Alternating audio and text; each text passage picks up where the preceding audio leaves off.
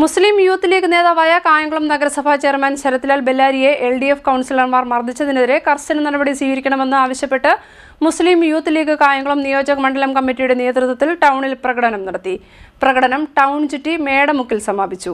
മുസ്ലിം youth league നേതാവും കായംകുളം നഗരസഭാ ചെയർമാനുമായ ശരത്ലാൽ ബെല്ലാരിയെ LDF കൗൺസിലർമാർ നഗരസഭാ കൗൺസിൽ യോഗം നടക്കുന്നതിനിടയിൽ മർദ്ദിക്കുകയും ബലമായി പിടിച്ച് താഴെ തള്ളിയിടുകയും ചെയ്ത സംഭവത്തിൽ കർശന നടപടി സ്വീകരിക്കണമെന്ന് ആവശ്യപ്പെട്ടുകൊണ്ട് മുസ്ലിം യൂത്ത് ലീഗ് കായംകുളം നിയോജക മണ്ഡലം കമ്മിറ്റിയുടെ നേതൃത്വത്തിൽ ടൗണിൽ പ്രകടനം നടത്തി.